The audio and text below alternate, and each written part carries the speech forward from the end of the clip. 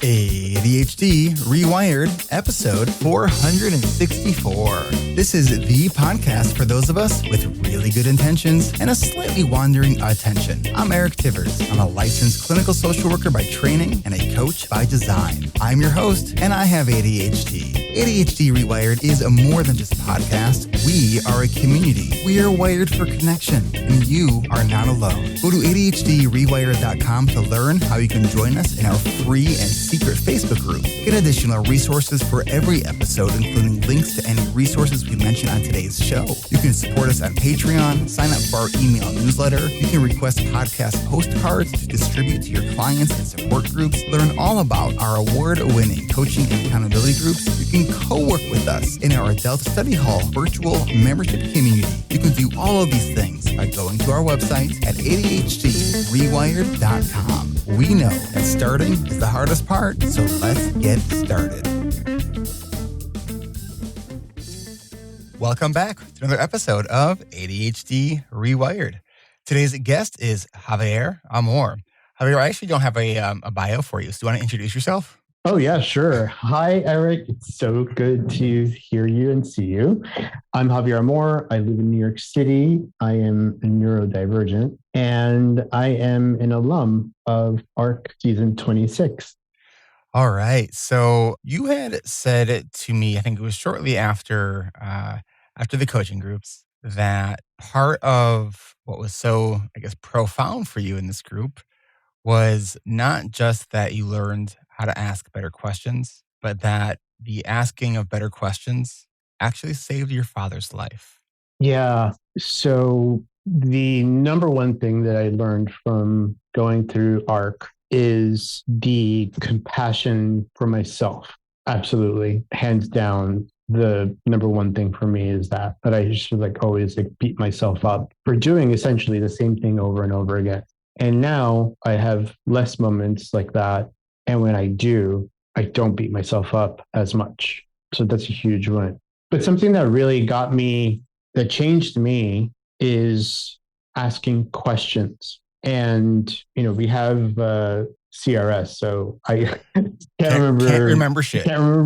So sometimes I do forget, but one of the books that you suggest is, besides the one thing, is Change Your Questions, Change Your Life, right? Mm-hmm. And that you did not tell us to read that. That wasn't required for the members to read. But I know that it's a requirement for your coaches and your admins. And I needed to understand the mindset of the coach, which was you. You were my coach. And it just seems like I'm always impressed by the questions and the thought process on how to help us, how you helped me pull answers to my questions. And if I was going in a path that was not the most beneficial for me, you didn't tell me the exact way.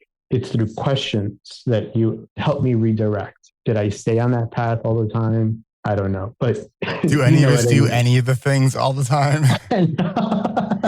But to the point that you were making about my dad, because of ARC and because I wanted to learn how to ask better questions, when my dad got sick, he was getting sicker, and he was in a hospital that was essentially, not intentionally or anything like that, but they were piling on medication and they were saying things were just not going well. And my normal way of reaction is to be a firecracker. Yeah. That's who I am when things like that happen. And it was in the middle of ARC. ARC started in September, I believe. And not even 2 weeks into it, my sister calls and she tells me what's going on. And, it's COVID. They weren't allowing, I couldn't really see him or anything like that. But my way of helping was through being there for my sister, for my dad on the phone. So when I would get on the phone it all started with physical therapy. They would say something along the lines like, well, he's a 0 or a 1. something like that. And essentially, like, don't quote me on this, like this is the formula, but he needed to be like a 4 in order to go to another area to show that he was improving. And that was troubling to me because in many ways, they were what I was hearing is that they were giving up, right? And one of the questions, and again, I did not go M80. Like I actually was calm and I thought about questions to ask them. And it starts with questioning myself. I didn't really know I didn't have the art of asking a question isn't a skill that I had completely honed in on. I just began the process. I read the book, Change Your Questions, Change Your Life, right after reading the one thing. And the question I asked was like, well, how can I communicate to the doctors to make them think without being confrontational? So I Googled at the time, I Googled, how do medical students learn? What's the best question? One of the first things from my research, and I'm going to give a shout out to this TikToker. She's a medical student and her handle is Dor, DOR _ the Gray, GRAYT. And she is a medical student. And she explained when they're in med school, if one of the first things that they ask or they learn about is the differential diagnosis. So when you go to the doctor, or I go to the doctor, about like, hey, doctor, my head hurts. And they're like, well, you should drink water, whatever. And I'm like, okay, yes. You go home, drink water. I still have a headache.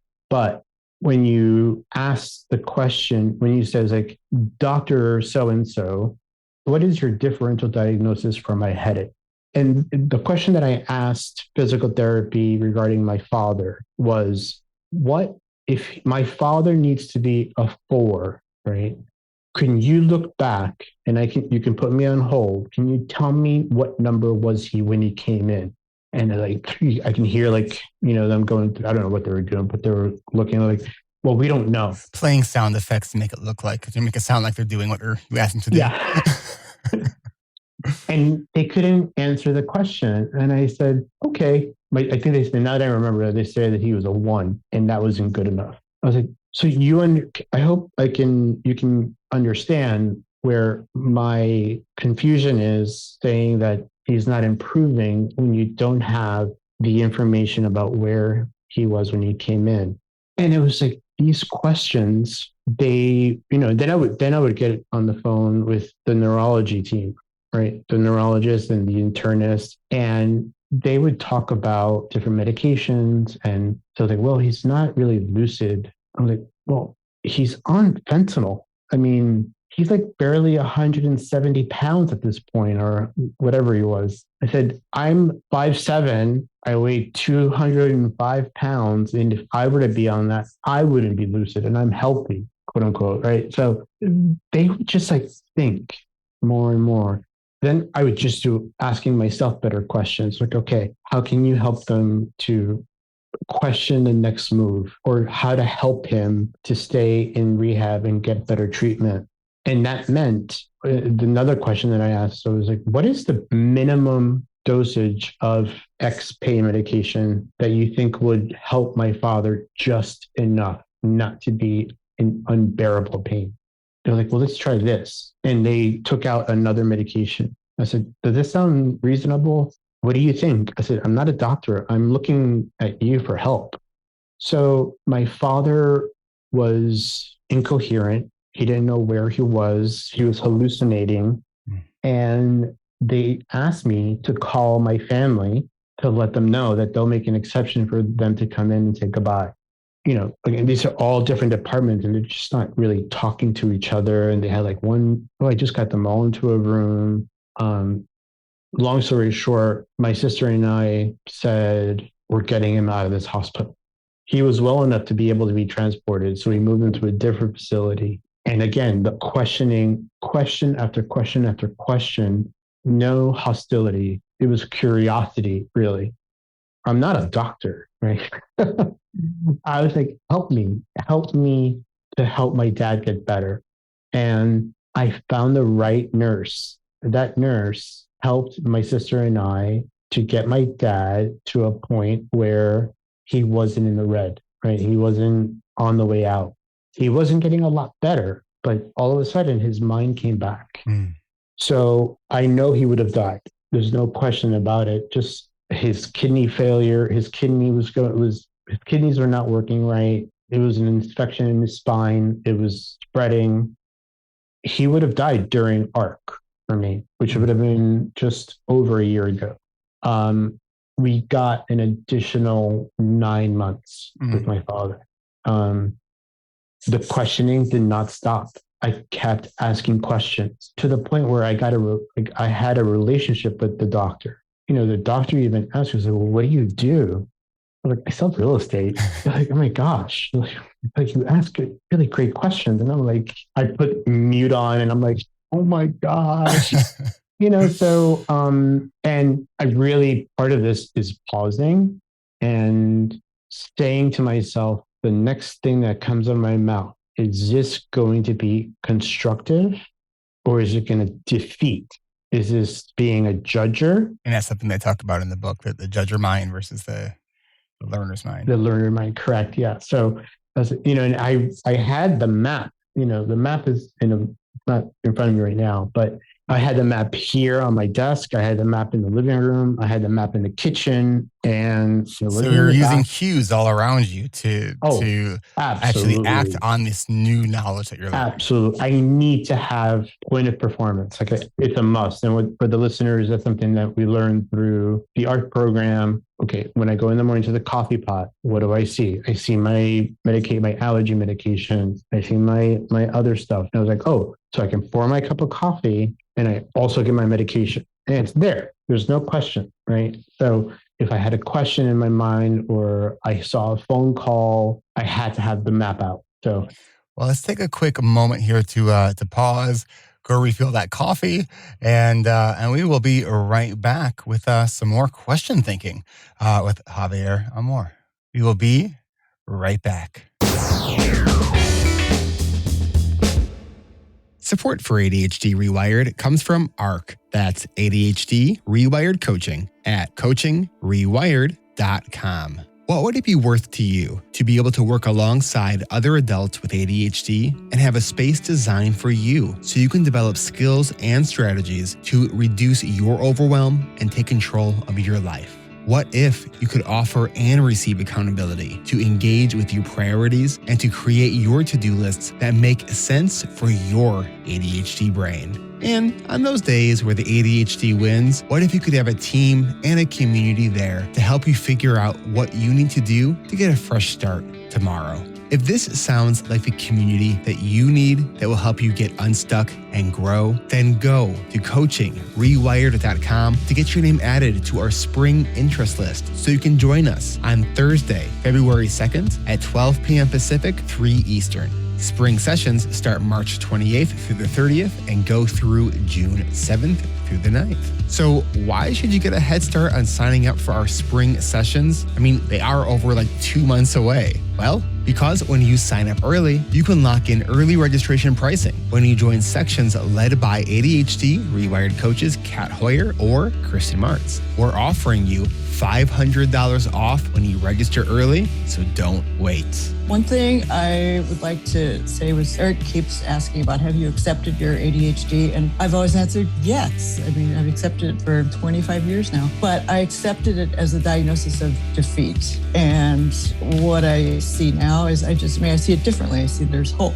People have eyeglasses and titanium hips and hearing aids and pacemakers and bionic arms. And there are tools that can help make up for attention deficit. And the bottom line is I have more self-respect because I've developed the capacity to do the things I tell myself to do. What I did not expect was how quickly I would be able to open up and feel incredibly close to the people in my group, how much I would learn from other people in the group. the value of interacting with people who inherently and intuitively understand the same kinds of things I deal with, and how that makes it easier to work on solutions to move forward without getting trapped in so much shame and self-criticism. Before this group, I felt overwhelmed with the changes I wanted to make. And to some degree, I still feel that way because there's a lot of things I want to do. And now I realize I can go slow, and that's okay, because it's relearning how to do things that work for my brain and work for me. And going slow will help make them stick. If you're thinking about joining this group, it's worth it to crack your own code. Registration is by invitation only, so your first step is to go to coachingrewired.com to get your name added to our interest list. Then we'll send you all the information you'll need, including a 30-minute presentation about the groups and the steps you'll need to take so you can join us on Thursday, February 2nd at 2 p.m. Central as we kick off spring registration. And you can lock in early bird pricing and get $500 off. This is the coaching community built for adults with ADHD by adults with ADHD, where it's your space to experiment with all the different tools, tips, and tricks that everyone has to offer. We can do hard things, but we don't have to do them in the hardest way possible, and we definitely don't have to do them alone. No matter when you're listening to this, learn more about our upcoming coaching season and get invited to an upcoming registration event by adding your name to our interest list at coachingrewired.com. We can't wait to meet you, and we can't wait to grow with you. That's coachingrewired.com.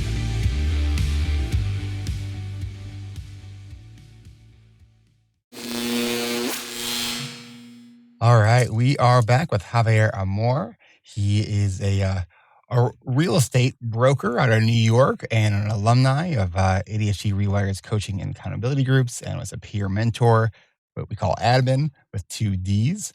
And we were just talking about, really that impact of the power of questions and learning to pause, and then also, having those cues in our environment. So when we are learning those new things, because we know that ADHD, it's like once we learn the thing, it's like we know what to do.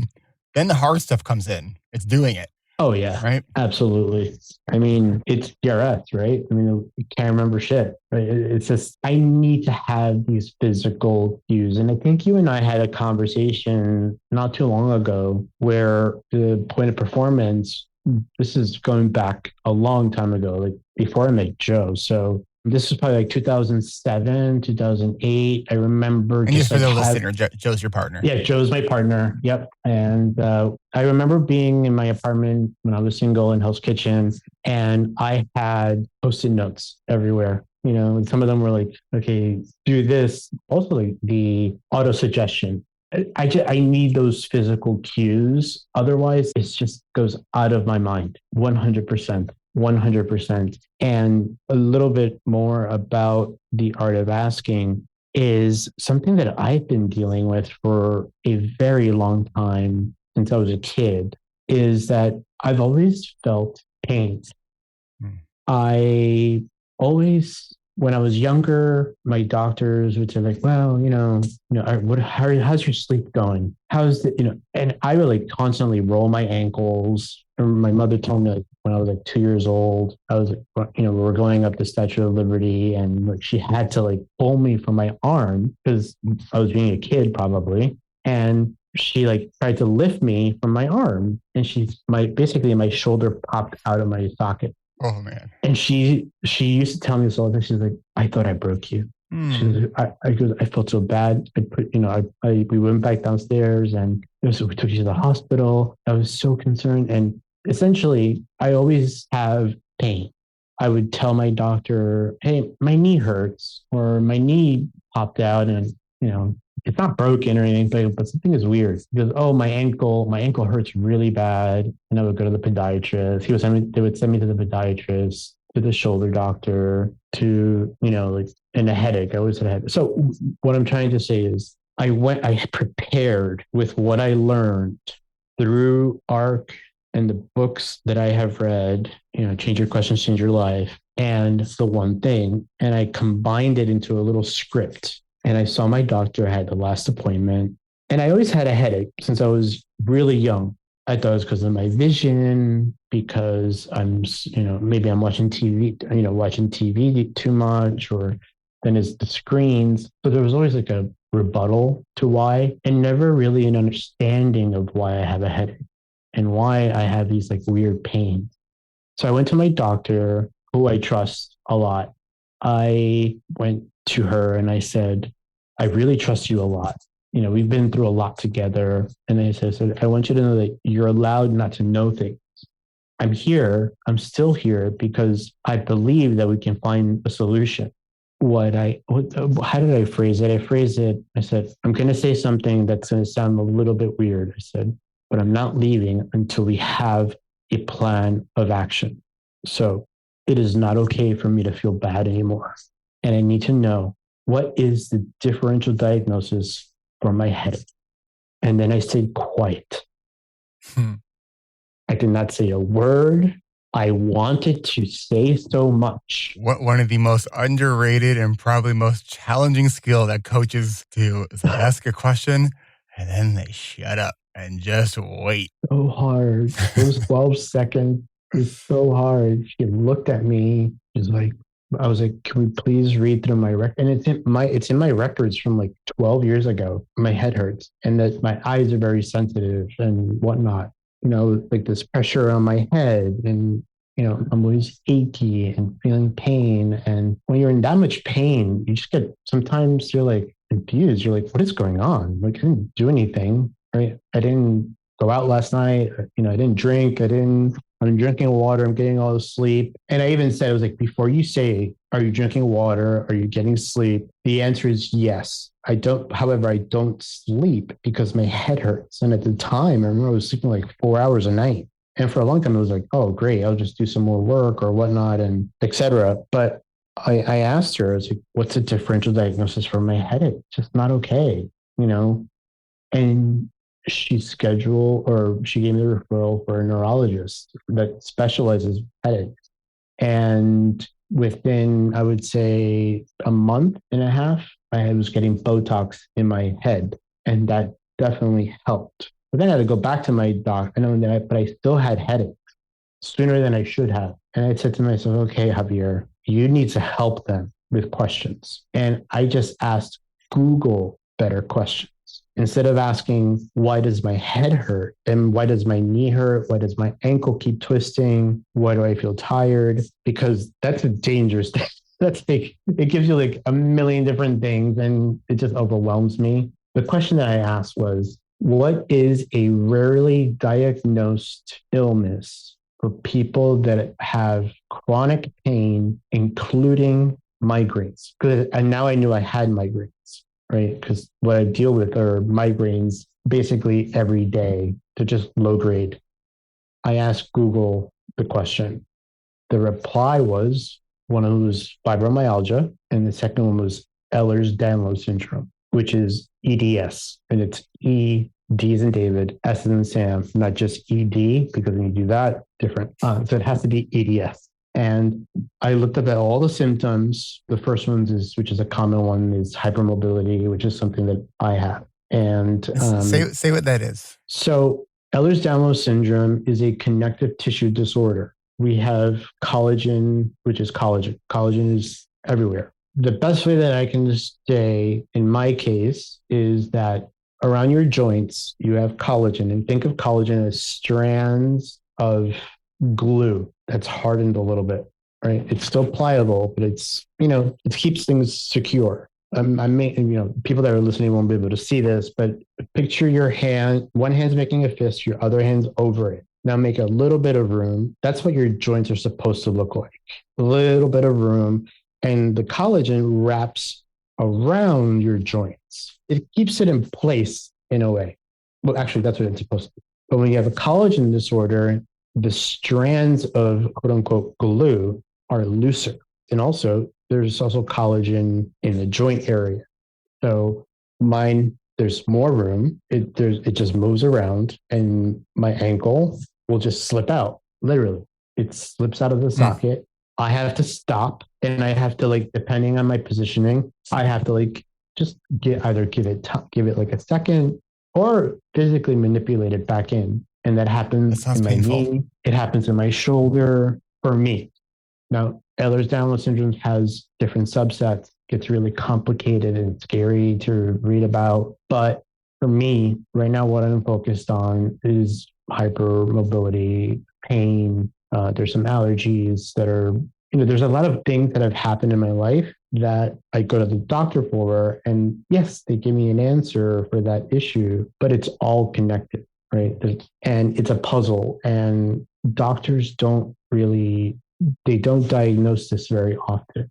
And that's why it's because of managed care. They don't have the time to solve the puzzle if it's not like immediately also, obvious. They don't learn how to do the test correctly. They spend there's probably 2 screens for Ehlers-Danlos, and when they learn it, like it just looks different. Because when I did the research and I went to my doctor and I said, I still have a headache. I said, what do you think? Could it be this? Right? Because if I said it is this, I'm diagnosing myself. Right. Which most doctors are probably like, No. And I said, I brought the paperwork and I said, okay, here are my symptoms. Here's what the official website for Ehlers-Danlos Society says. What do you think? The immediate answer is no way. She didn't even look at it really. She's like, no way. I go, okay. I said, could you send me to let's go to a pain doctor because, I need help with my hip or whatever. And I would ask, I go to the doctor and it's a reputable hospital in New York City. And the doctor that's doing the test is testing the flexibility of my knee. The way the doctor did it is with my jeans on while laying on the bed. Now I can understand if I didn't have my jeans on, right? At least that she could lift my leg and they can see how far I was bending. She didn't do that. And she said, like, no, I don't think you have. And something was like getting at me. And she's the resident and the chief came in and I said, can I ask you a question? I was like, how do you test the ankles? Like, oh, you just stand up and flex your flex. I was like, okay. I said, well, we just did the test while I was laying down and I had my jeans on. I said, do you mind if we do this part again? And I did it. He looked at it and goes, yeah, it's obvious. Like, it's right there. And he talked to her. He was teaching her. And if I would have not asked the question, it could have been different. And I didn't go firecracker on her. I kept my cool. So, now I'm going down this journey of Ehlers-Danlos Syndrome. And the more I'm reading about it, the more, I talk to people about it. This is probably my mission within the reWired community is to talk about this because I know that there are other people that their fingers jam up. I know there are people that have they can feel every bone in their back. There are people that have constant headaches. And this is the community that I want to express my experience with because they get it. And I'm not saying everybody here has Ehlers-Danlos, no, but me speaking about this will help at least one person. And I know that I'm outing myself about Ehlers-Danlos and all that, but I don't care. Let's take one more quick break. And when we come back, let's keep talking about how the power of questions really can change your life. So we will be right back.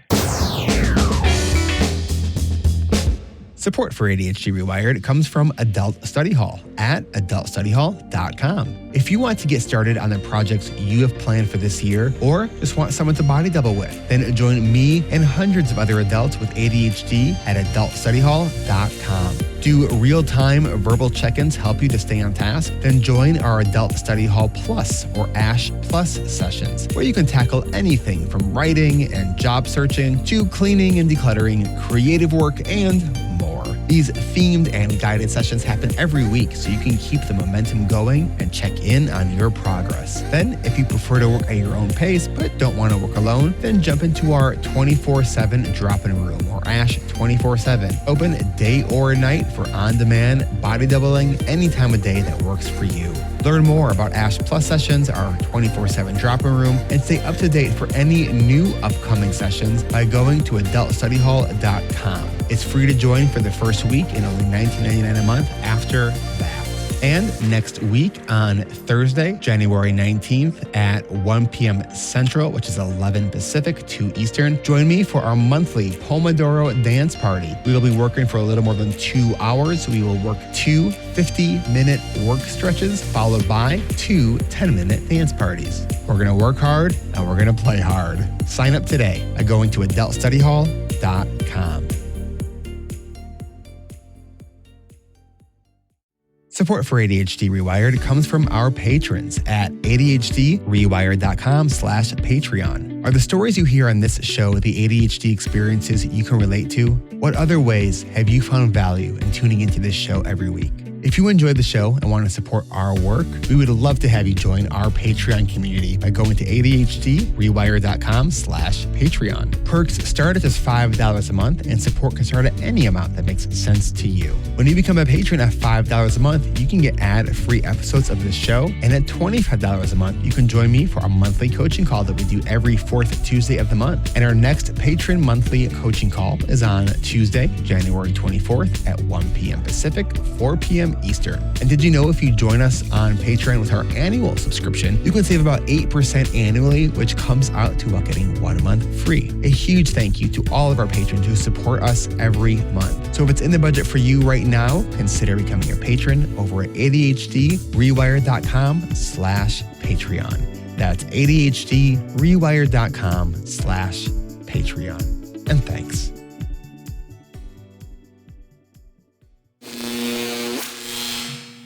All right, we are back. Javier, when you were talking just a little bit ago, this word came into my mind, and I haven't said it out loud yet because sometimes things like resonate, whether it's a joke or something that I think is clever.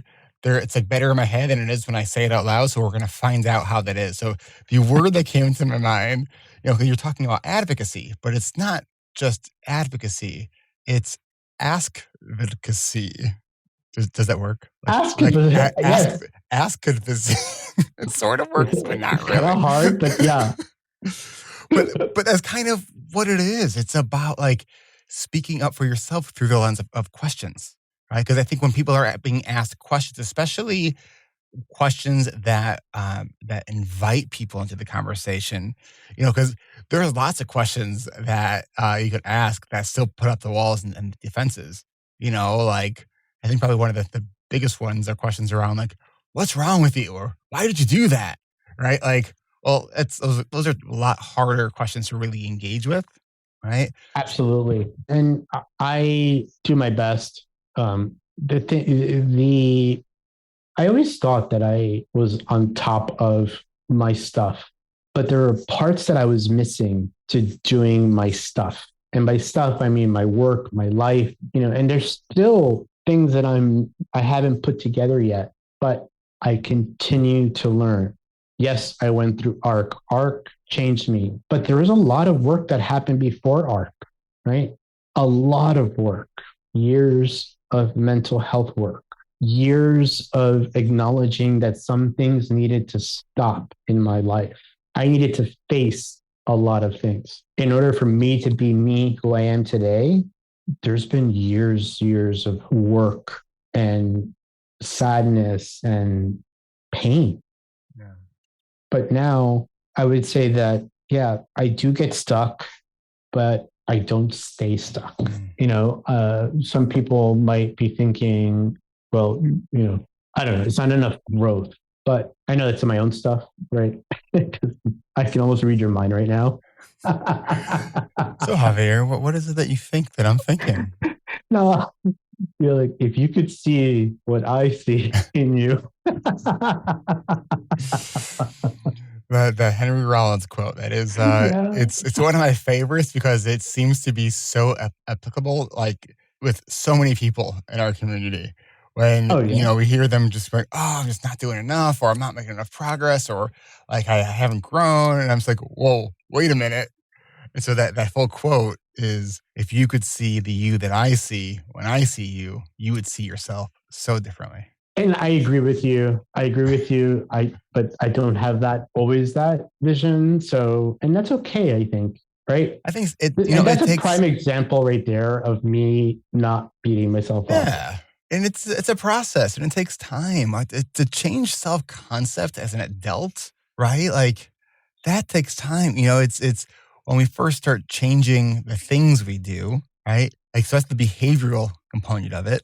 All of those thoughts and feelings we have around those things, like it's going to feel like we're bending them and they feel out of sorts and don't feel like genuine or authentic because like it's the idea of rewiring our brain, our neuroplasticity, right? When we start doing different, our brain's like, wait, this is different. And our brain wants, in a sense, to have that homeostasis. So when we start changing things, sort of the alarm bells will kind of go off in our brain, right? Oh, yeah. But when absolutely. we can be aware of that process, we go, okay, that's what that is. That doesn't mean that I'm doing anything wrong. Right. No, yeah. I mean, I don't know. We're all works in progress. I'm certainly that. As am I. And I'm just very grateful for ARC because it extended my father's life by 9 months. And my dad and I gave my sister that. Right. My dad and he loved me. I loved him, but it was expressed in quietly, let's just say. But my sister, who I love dearly, you got to say goodbye to him, like in the most beautiful way. In the most beautiful way, you got to say at home with hospice. She told me, she thanked him for being a great dad. And she would have never had that experience without asking questions. I promise you he would have died. I called family. My sister would not have had that moment. My father would have died confused, alone, and that didn't happen. So thanks for building the space for us. And I know that wherever you, the listener, are, I believe that you will find a way. And I know it'll happen on its own time or on your own time, but keep asking, keep asking, keep asking, keep asking, because you'll have more clarity at some point. Javier Amor, I think that's a good place to stop. Thank you so much for coming on and for sharing your story and really your inspiration. I mean, it's what I've actually really enjoyed about this conversation is that, in a sense, we've actually talked very little about ADHD. What we talked about is how you, and this is sort of a macrocosm of what we see in the community, it's not just about, the time management skills and the planning skills. And all of that is important, and we do all that. But it's about bringing life into what we do in coaching and in the community. And, it does start with asking better questions. The thing is, one of the things that I've noticed as being an admin in, these last 2 seasons is that sometimes members can't connect all the processes that we go through, or, that it's this and then this and then this, and then a whole different style of theory to learn. And then we're asking you to get emotional, right? And then you just get I don't know. I had moments where I was just upset because I was like, what is going on? But I get it. I get it. And for those that are about to embark on ARC, enjoy the ride. There's a process. And if you keep asking, I believe it'll get clearer. So thanks, Eric. Thanks, Javier. I appreciate you. Likewise. This is Eric Tivers. Thank you for listening, and congratulations for making it to the end. ADHD Rewired is more than just a podcast. We are a community focused on learning, growing, and connection. The website is ADHDrewired.com. You can find time-stamped summaries and additional resources for each episode. Apply to join our free and secret Facebook community. Learn more about our award-winning intensive online video-based coaching and accountability groups. Join the Adult Study Hall virtual co-working membership community. Find all the other podcasts on the ADHD Rewired podcast network. Sign up for my email newsletter to get exclusive content that you won't hear anywhere else. And use the search tool to find episodes on specific topics. You can do all of this at ADHDrewired.com. While you're there, click on the Patreon button. If you are a regular listener, consider making a monthly contribution by becoming a patron. If you are able to financially support my work, it would mean a lot.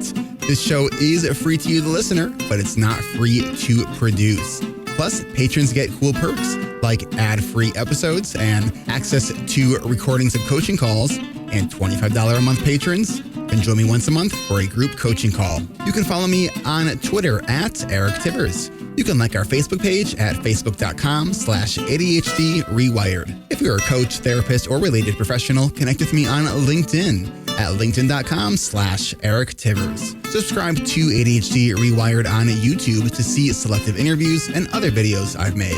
Podcasts change lives. You can make a difference in someone's life by spreading the word about this podcast. Mention it in your online communities on Facebook, Twitter, Reddit, or wherever you hang out online. And be sure to share it with your friends, family, your therapists, your coaches, doctors, siblings, parents.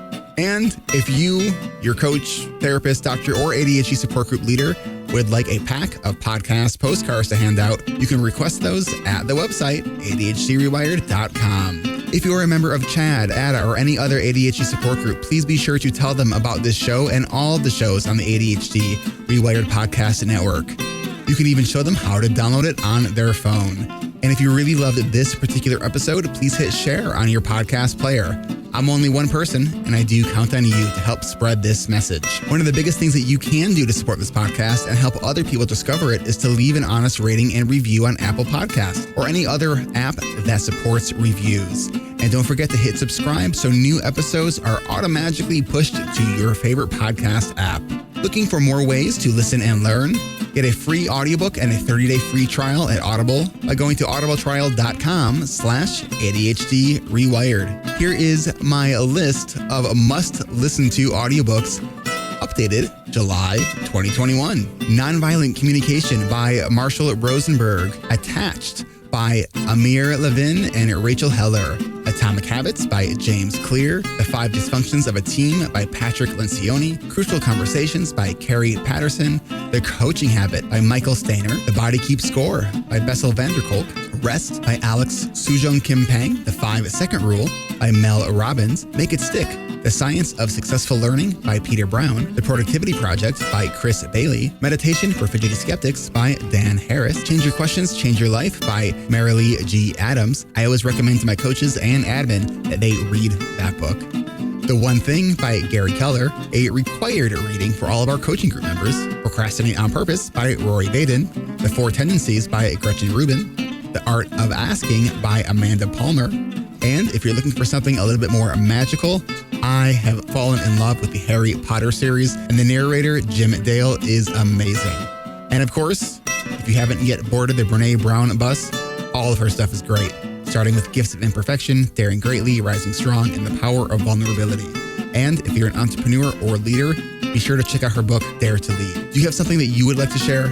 Click on the podcast tab at ADHD Rewired. Click the button to be a guest at the top of the page and schedule a 15-minute interview. This is Eric Tivers, reminding you to keep learning, growing, and connecting. Self-care is not selfish. No matter what you get done or don't get done, you are still enough. And no matter how hard it feels, we can do hard things. And we don't need to do them in the hardest way possible. Thanks for listening. I'll catch you next week.